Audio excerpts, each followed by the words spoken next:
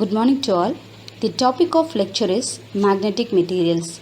Plan of this lecture is to know about magnetic materials, classification, different magnetic materials and types of magnetic materials. First, we'll see what is magnet. A material that produces magnetic field is magnet. Iron, nickel, cobalt are few examples of magnetic materials. Magnetism is originated by orbital and spin motions of electrons. What are magnetic materials? Materials which can be magnetized by an external magnetic field or magnetic materials, and this phenomenon is called as magnetism. Based on dipole moments, we can classify the magnetic materials into temporary and permanent magnetic materials. If so, what is magnetic dipole? In most of the molecules, each magnetic motive force, that is MMF, due to an individual orbit is neutralized by an opposite one. But in case of magnetic materials like iron and steel, there are number of unneutralized orbits. So the resultant axis of MMF produces atoms without permanent dipole moment are temporary magnetic materials. For example, diamagnetic materials. Atoms with permanent dipole moment are permanent magnetic materials. Example, para, ferro, antiferro and ferrimagnetic materials. First we'll see diamagnetic materials. Materials which exhibit diamagnetism are called as diamagnetic materials. It has equal number of electron spins, so permanent dipole disappears. Generally, all the materials are diamagnetic materials. Magnetic susceptibility is negative in these materials. Then, what is magnetic susceptibility? Magnetic susceptibility of a specimen is a measure of how easily a specimen can be magnetized in magnetic field. It repels the lines of force. It is independent of temperature and applied magnetic field strength. Permeability of this material is less than 1. Magnetic permeability means it is a substance measures the degree to which the magnetic field can penetrate through the substance. Examples: gold, antimony, silicon, germanium, water, alcohol. Paramagnetic materials. It has unequal number of electron spins, so permanent dipole moment exists. Magnetic flux lines passes through the material. Susceptibility is positive and small, which is inversely proportional to the temperature. Permeability is greater than 1. Platinum, copper, chromium, aluminium, manganese are examples of paramagnetic materials. Next we'll see ferromagnetic materials.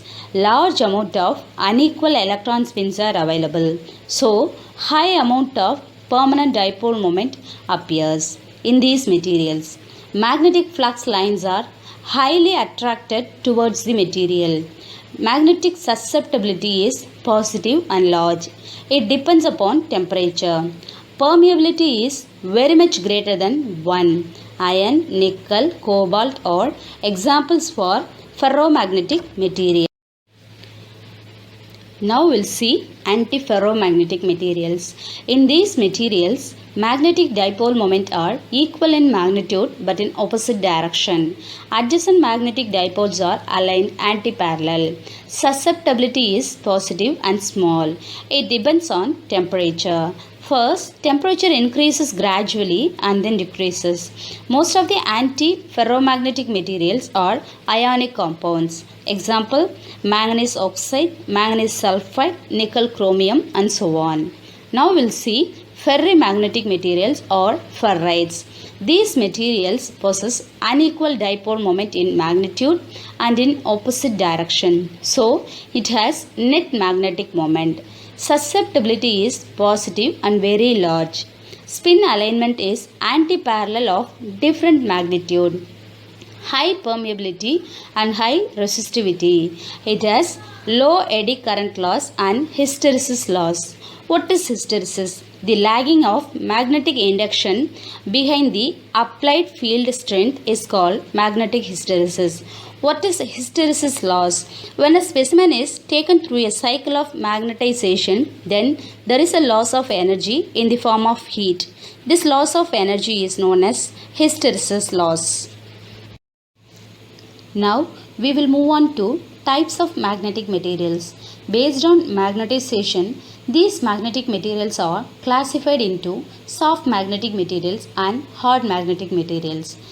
First, we'll see what is soft magnetic materials. These materials can be magnetized and demagnetized easily.